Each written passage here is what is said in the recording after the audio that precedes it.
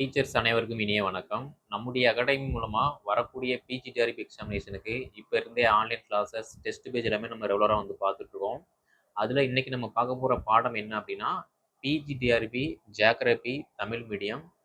So புவியியல் பாடத்துக்கு வந்து பார்த்தீங்க அப்படின்னா, நம்ம அகாடமில வந்து தமிழ் மீடியத்துக்கான டெஸ்ட் பேஜ், அதே மாதிரி கிளாஸஸ், மெட்டீரியல் வந்து அவைலபிளா இருக்கு. ஸோ விருப்பப்படுற டீச்சர்ஸ் எல்லாருமே வந்து ஜாயின் பண்ணி படிச்சுக்கலாம். அதே மாதிரி இந்த வீடியோ தொகுப்புல பிஜிடிஆர்பி ஜியோகிராபி வந்து எப்படி படிக்கணும், என்னென்ன படிக்கணும், சிலபஸ் வந்து என்ன சொல்லுது, அதே மாதிரி நம்மளுடைய ப்ரிப்பரேஷன் வந்து எந்த அளவுக்கு வந்து ஸ்ட்ராங்காக இருக்கணும் அப்படிங்கிற மாதிரி தான் முழு வீடியோ தொகுப்பாக இருக்க போகுது.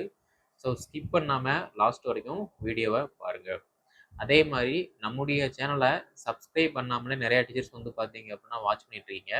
ஸோ முடிஞ்ச அளவு நீங்கள் சப்ஸ்கிரைப் பண்ணிட்டீங்க அப்படின்னா உங்களுக்கு தேவையான நோட்டிஃபிகேஷன் அண்டு கிளாஸஸ் டீட்டெயில்ஸ் எல்லாமே வந்து வீடியோ ஃபார்மேட்டில் அப்டேட் ஆகும். அதையுமே வந்து ஃபாலோ பண்ணிக்கலாம். ஸோ சப்ஸ்கிரைப் பண்ணாதவங்க சப்ஸ்கிரைப் பண்ணிக்கோங்க.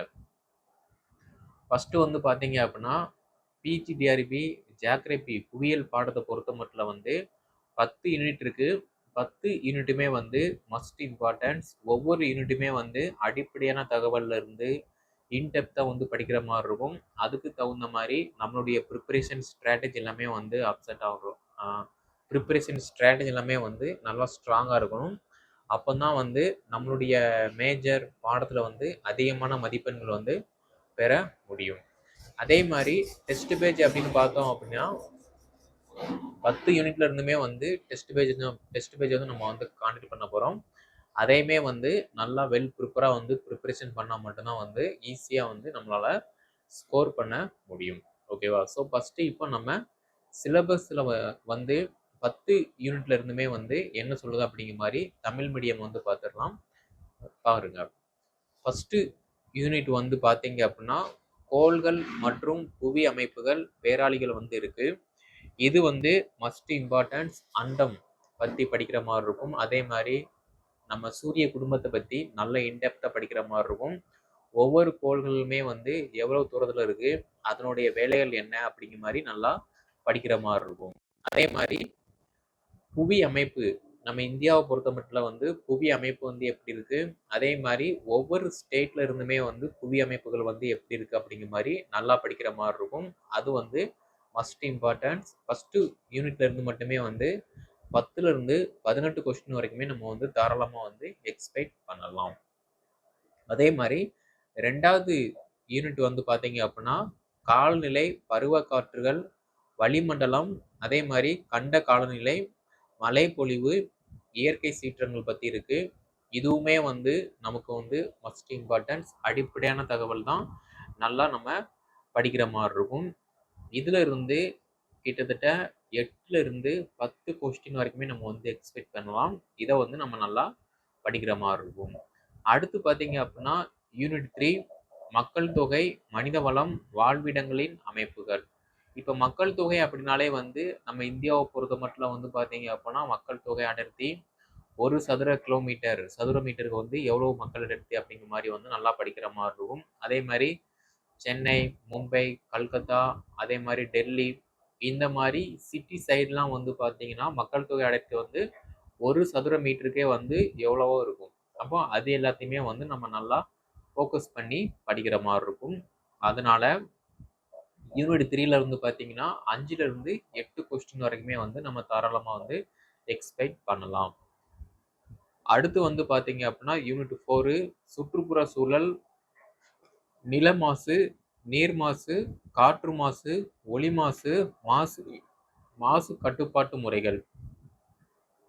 இப்போ நம்ம பூமியை பொறுத்த மட்டும் வந்து பார்த்தீங்க அப்படின்னா வனத்தில் இருக்கக்கூடியது விலங்குகள் எல்லாமே வந்து அந்த வனத்தை வந்து சுத்தமாக நல்லா பாதுகாப்பாக வச்சிருக்கு. அதே மாதிரி பூமியில் வாழக்கூடிய மனிதர்கள் வந்து பார்த்தீங்கன்னா அவர்கள் வாழக்கூடிய இடத்த வந்து ரொம்பவே வந்து குப்பையாக வந்து ஆக்கி வச்சிருக்காங்க. ரொம்பவே வந்து மாசுபாடாக வந்து இருந்துகிட்டு இருக்கு.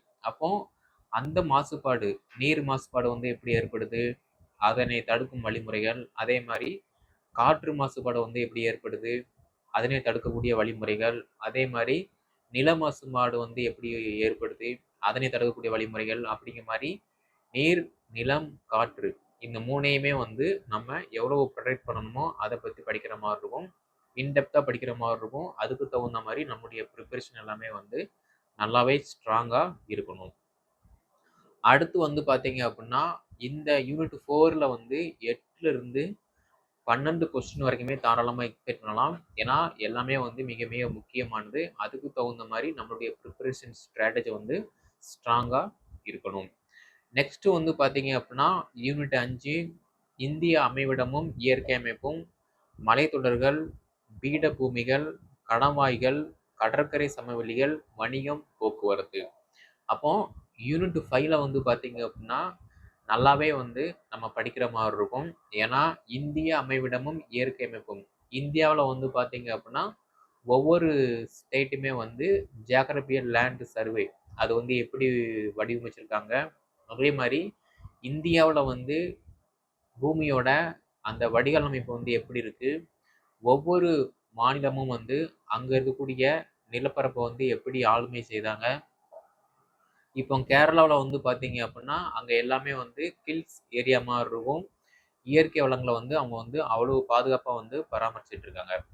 ஆந்திரா வந்து பார்த்தீங்க அப்படின்னா அவங்களுமே வந்து இயற்கை அமைப்பை வந்து பராமரிச்சுட்டு இருக்காங்க. அதே மாதிரி மத்திய பிரதேஷ், உத்தரப்பிரதேஷ், அதே மாதிரி பார்த்தீங்க அப்படின்னா எக்ஸெட்ரா டெல்லி, இந்த மாதிரி ஒவ்வொரு இடத்துக்கு தகுந்த மாதிரி வந்து நில அமைப்பு வந்து மாறுபடுது. அதை வந்து எப்படி ஃபாலோ பண்ணணுமோ அதை அப்படி ஃபாலோ பண்ணி படிக்கிற மாதிரி இருக்கும். எல்லாமே வந்து மேஜர் பாயிண்ட்ஸாக இருக்கும். நல்லாவே படிக்கிற மாதிரி இருக்கும். அதே மாதிரி வந்து பார்த்தீங்க அப்படின்னா மலைத்தொடர்கள், இந்தியாவில் வந்து எந்த மலைத்தொடர் வந்து பெருசாக இருக்குது, அதனுடைய சிறப்பு தன்மைகள் என்ன. அதே மாதிரி வந்து பார்த்தோம் அப்படின்னா தமிழ்நாட்டில் வந்து எந்த மலைத்தொடர் வந்து பழமையான மலைத்தொடர், மடிப்பு மலைத்தொடர் அப்படிங்கிற மாதிரி நல்லா ஹிஸ்டாரிக்கல் லேண்ட்ஸ் சர்வே வந்து படிக்கிற மாதிரி இருக்கும். ஹில்ஸ் ஏரியா பற்றி படிக்கிற மாதிரி இருக்கும். அதை நம்ம நல்லா படிக்கிற மாதிரி இருக்கும். அதே மாதிரி வந்து பார்த்தீங்க அப்படின்னா யூனிட் 5ல் வந்து பார்த்தீங்கன்னா 8லிருந்து ஒரு 10 கொஸ்டின் 12 கொஸ்டின் வரைக்குமே வந்து நம்ம தாராளமாக வந்து எக்ஸ்பெக்ட் பண்ணலாம். அடுத்து வந்து பார்த்தீங்க அப்படின்னா யூனிட் 6. யூனிட் 6ல் வந்து பார்த்தீங்க அப்படின்னா தொலை நுண்ணுணர்வு, செயற்கைக்கோள்கள், உலக அமைவிடங்கள், புவி தகவல் தொகுதி, வான்வழி புகைப்படங்கள், கணினி மென் கட்டளை தொகுப்புகள், ஆய்வுக்களம் அப்படிங்கிற மாதிரி இருக்கு. இதில் வந்து நம்ம பூமியில இருந்து நிலவுக்கு அனுப்பக்கூடிய சேட்டலைட் செயற்கைக்கோள்கள் வந்து என்னென்ன அனுப்புகிறோம், அதனுடைய ப்ராசஸ் என்ன, அது வந்து எந்த பணியை நோக்கி நம்ம வந்து அந்த செயற்கைக்கோளை வந்து அனுப்புகிறோம், அதனுடைய வழிமுறைகள் எக்ஸெட்ரா. இதை வந்து நம்ம நல்லா படிக்கிற மாதிரி இருக்கும். நல்லா இன்டெப்த்தாக வந்து படிக்கிற மாதிரி இருக்கும். ஏன்னா நம்ம இந்தியாவை பொறுத்த மட்டும் வந்து ஏகப்பட்ட செயற்கைக்கோள்கள் வந்து நிலவுக்கு வந்து அனுப்பிட்டு இருக்கோம். ஒவ்வொரு செயற்கைக்கோளுமே வந்து பார்த்தீங்கன்னா அதனுடைய தனித்தனி தன்மைகள் வச்சு எல்லாமே வந்து அதனுடைய வேலையை வந்து பார்த்துட்டு இருக்கு. அப்போ நிலவில் வந்து நீர் இருக்கா, அதே மாதிரி மக்கள் வாழ தகுதியான இடமா அப்படிங்கிற மாதிரி எல்லாத்தையுமே வந்து சர்வே பண்ணுற மாதிரி இருக்கும். அதுக்கு தகுந்த மாதிரி நம்மளுடைய ப்ரிப்பரேஷனும் இருக்கும். அதே மாதிரி மிக முக்கியமான கீ பாயிண்ட்ஸ் எல்லாமே வந்து நல்லா படிக்கிற மாதிரி இருக்கும். அப்போ தான் வந்து நம்மளால் ஈஸியாக பாஸ் பண்ண முடியும். அப்போ இந்த 6வது யூனிட்ல இருந்து பார்த்தீங்க அப்படின்னா 8லிருந்து ஒரு 10 கொஸ்டின் வரைக்குமே நம்ம வந்து எக்ஸ்பெக்ட் பண்ணலாம். ஏன்னா எல்லாமே வந்து மிக மிக முக்கியமான டாப்பிக்காக இருக்குது. அதுக்கு தகுந்த மாதிரி நம்மளுடைய ப்ரிப்பரேஷன் ஸ்ட்ராட்டஜி வந்து அமையணும். நெக்ஸ்ட் வந்து பார்த்தீங்க அப்படின்னா யூனிட் 7 இந்திய மாநிலங்களின் வகைப்பாடுகள், இந்திய யூனியன் பிரதேசங்கள், இந்தியாவின் புள்ளி விவரங்கள். இந்த 3 டாப்பிக்குமே வந்து பார்த்தீங்க அப்படின்னா நம்ம இந்தியாவை பற்றி தான் இருக்கும். நம்ம இந்தியாவில் எத்தனை ஸ்டேட் இருக்குது, ஒவ்வொரு ஸ்டேட்ல இருந்துமே வந்து மக்கள் தொகை பரப்பு வந்து எப்படி இருக்குது, மக்கள் தொகை அளவு என்ன, அதே மாதிரி அந்த புவி வடிவமைப்பு வந்து எப்படி இருக்கு. இப்போ பார்த்தீங்க அப்படின்னா தமிழ்நாடு அப்படின்னா ஒரு புவி வடிவமைப்பு வந்து இருக்கும். ஆந்திரா அப்படின்னா அதுக்கு ஒரு புவி வடிவமைப்பு இருக்கும். கேரளா அப்படின்னா அது வந்து ஒரு மலைப்பாங்கான ஏரியா அப்படிங்கிற மாதிரி இருக்கும். அதே மாதிரி உத்தரப்பிரதேஷ், மத்திய பிரதேஷ், நெக்ஸ்ட் வந்து பார்த்தீங்க அப்படின்னா டெல்லி, கொல்கத்தா, பெங்களூரு, இந்த மாதிரி ஒவ்வொரு ஸ்டேட்டுமே வந்து பார்த்தீங்க அப்படின்னா அதனுடைய புவி வடிவமைப்பை வந்து நல்லா பார்க்குற மாதிரி இருக்கும். ஓகேவா? அதே மாதிரி இந்திய யூனியன் பிரதேஷ் அப்படின்னு வந்து பார்த்தீங்க அப்படின்னா இப்போ டெல்லி, அதே மாதிரி வந்து பார்த்தீங்க அப்படின்னா லடாக், ஜம்மு அண்ட் காஷ்மீர், லடாக் இந்த மாதிரி ஏரியாவில் வந்து அதனுடைய புவி பரப்பு வந்து எப்படி இருக்குது, மக்கள் தொகை அடர்த்தி வந்து எப்படி இருக்குது அப்படிங்கிற மாதிரி வந்து நல்லா படிக்கிற மாதிரி இருக்கும். அதே மாதிரி இந்தியாவின் புள்ளி விவரங்கள். இப்போ இந்தியாவின் புள்ளி விவரங்கள் அப்படின்னா ஒரு ஸ்டேட் இருக்குது அப்படின்னா அந்த ஸ்டேட்டில் இருக்கக்கூடிய மக்கள் தொகை பரப்பளவு, அங்கே இருக்கக்கூடிய வருவாய் தகவல், அதே மாதிரி ஒரு ஸ்டேட் இருக்குது அப்படின்னா அந்த ஸ்டேட்டில் கிராமம், சிட்டி, அதே மாதிரி வந்து பார்த்தீங்க அப்படின்னா பெருநகர பகுதி, இந்த மாதிரி ஒவ்வொன்றா வந்து பிரித்து பார்க்கலாம். அப்படி பிரிக்கும்போது ஒரு ஸ்டேட்டில் கிராமத்துலேருந்து எவ்வளோ வருவாய் வருது, சிட்டி சைட்லேருந்து எவ்வளோ வருவாய் வருது அப்படிங்கிற மாதிரி புள்ளி விவரத்தோட நம்ம வந்து படிக்கிற மாதிரி இருக்கும். இந்த யூனிட்ல இருந்து வந்து பார்த்தீங்கன்னா 8ல இருந்து ஒரு 10 கொஸ்டின் வரைக்குமே வந்து நம்ம தாராளமாக வந்து எக்ஸ்பெக்ட் பண்ணலாம். அடுத்து வந்து பார்த்தீங்க அப்படின்னா யூனிட் 8 தொழிலகங்கள், வாகன தொழிலகங்கள், இரும்பு மற்றும் எஃகு தொழிற்சாலைகள், நெசவு, அதே மாதிரி சர்க்கரை ஆலைகள், மின்னணு தொழிலகங்கள், அதே மாதிரி சிமெண்ட் தொழிற்சாலைகள், சணல் தொழிலகங்கள், ரசாயன தொழிற்சாலைகள், வேளாண் தொழில், கால்நடை வளர்ப்பு, தகவல் பரிமாற்றம். இந்த மாதிரி மிக மிக முக்கியமானது. ஒரு நாடு இருக்குது அப்படின்னா அந்த நாட்டில் இருக்கக்கூடிய மிக முக்கியமான தொழிற்சாலைகள் வந்து மஸ்ட் இம்பார்ட்டன்ஸ். ஏன்னா அப்போ தான் அங்கே இருக்கக்கூடிய வேலைவாய்ப்பு நடைமுறைகள், அதே மாதிரி மக்களோட வருமானம் அப்படிங்கிற மாதிரி எல்லாத்தையுமே வந்து நம்மளால் வந்து கணக்கிட முடியும். அதனால இந்த மாதிரி தொழிலகங்கள் வந்து எப்போ கொண்டு வந்தாங்க, என்ன பர்பஸ்க்காக கொண்டு வந்தாங்க அப்படிங்கிற மாதிரி எல்லாத்தையுமே வந்து நம்ம நல்லா படிக்கிற மாதிரி இருக்கும். அதே மாதிரி நம்ம இந்தியாவை பொறுத்த மட்டும் வந்து ஏகப்பட்ட தொழிற்சாலைகள் வந்து அவைலபிளாக இருக்குது. இப்போ சென்னை, பெங்களூர், அதே மாதிரி வந்து பார்த்தோம் அப்படின்னா டெல்லி, கல்கத்தா, இந்த மாதிரி இடத்துலலாம் வந்து பார்த்தீங்க அப்படின்னா ஒவ்வொரு பர்பஸோட நிறையா தொழிற்சாலைகள் இருக்குது. அது எல்லாத்தையுமே வந்து நம்ம நல்லா தெரிஞ்சுக்கிற மாதிரி இருக்கும்.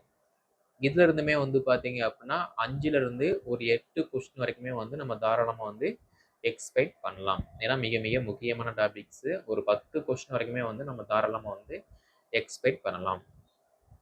நெக்ஸ்ட் வந்து பார்த்தீங்க அப்படின்னா யூனிட் 9 நில வரைபடங்கள், இந்தியாவும் அதன் எல்லைகளும், இந்தியா அரசியல் பிரிவுகள், மலைத்தொடர்கள், அதே மாதிரி சிகரங்கள், இந்தியா ஆறுகள், வடகிழக்கு பருவக்காற்றுனா என்ன, தென்மேற்கு பருவக்காற்றுனா என்ன, மலை பிரதேசங்கள்னா என்ன, இந்தியாவில் வந்து என்ன என்ன மண் வகைகள் வந்து அவைலபிளாக இருக்குது, இயற்கை தாவரம்னா என்ன, நெல், கோதுமை, பருத்தி, சணல், தேயிலை மற்றும் காப்பி விளையக்கூடிய பகுதிகள், இரும்பு எஃகு தொழிலகம், மென்பொருள் தொழில் பூங்கா, வணிகம், போக்குவரத்து மற்றும் தகவல் தொடர்பு வரைபடங்கள், இந்த மாதிரி டாபிக்ஸ் எல்லாமே வந்து நல்லா படிக்கிற மாதிரி இருக்கும்.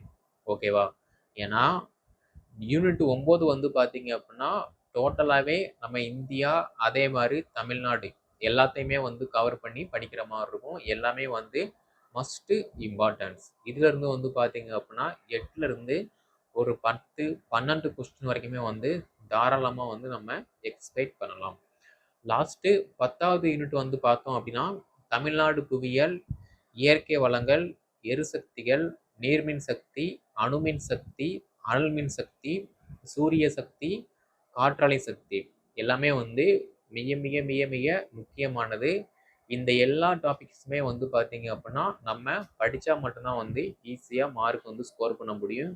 8ல இருந்து ஒரு 10 கொஸ்டின் வரைக்குமே வந்து தாராளமாக நம்ம வந்து எக்ஸ்பெக்ட் பண்ணலாம். அதனால இதை நம்ம நல்லா படிக்கிற மாதிரி இருக்கும். அப்போ தமிழ்நாடு புவியியல் அப்படின்னா நம்ம தமிழ்நாடு ஸ்டேட் வந்து எப்படி அமைஞ்சிருக்கு, மிக முக்கியமான மலை தொடர்கள் என்ன, அதே மாதிரி ஒரு கிராமத்தில் வருவாய் வந்து எப்படி இருக்குது அப்படிங்கிற மாதிரி புள்ளி விவரத்தோட நம்ம வந்து நல்லாவே வந்து படிக்கிற மாதிரி இருக்கும். அதனால யூனிட் 10ல இருந்து பார்த்தீங்கன்னா நமக்கு மஸ்ட் இம்பார்ட்டன்ஸ். எவ்வளோக்கு எவ்வளோ நல்லா படிக்க முடியுமோ அவ்வளோக்கு அவ்வளவு நம்ம நல்லா படிக்கிற மாதிரி இருக்கும்.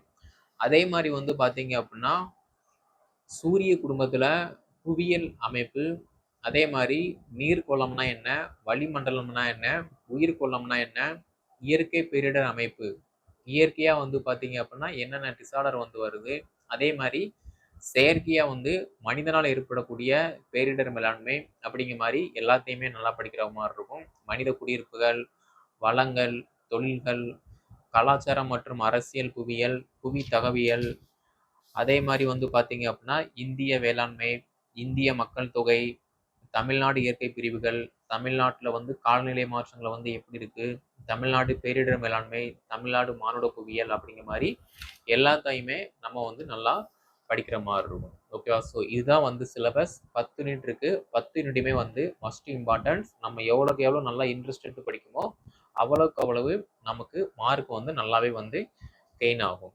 அதே மாதிரி நம்முடைய அகாடமில இருந்து test page and material, audio classes, video classes ரெண்டுமே வந்து நம்ம வந்து ப்ரொவைட் பண்ணிட்டு இருக்கோம். இப்போ ஆடியோ கிளாஸஸ் அப்படின்னு பார்த்தீங்க அப்படின்னா ஒரு டாபிக் இருக்கு அப்படின்னா அந்த டாபிக்ல இருந்து மிக முக்கியமான கீ பாயிண்ட்ஸ் எல்லாமே ஆடியோ ஃபார்மேட்ல உங்களுக்கு அப்டேட் ஆகும். அதை வந்து ஃபாலோ பண்ற மாதிரி இருக்கும். வீடியோ கிளாஸஸ் அப்படின்னா ஒரு டாபிக் இருக்கு அப்படின்னா அந்த டாபிக்ல இருக்கக்கூடிய முக்கியமான கீ பாயிண்ட்ஸ் எல்லாமே வந்து வீடியோ ஃபார்மேட்ல அப்டேட் ஆகும். அதையுமே வந்து ஃபாலோ பண்ற மாதிரி இருக்கும். ஓகே.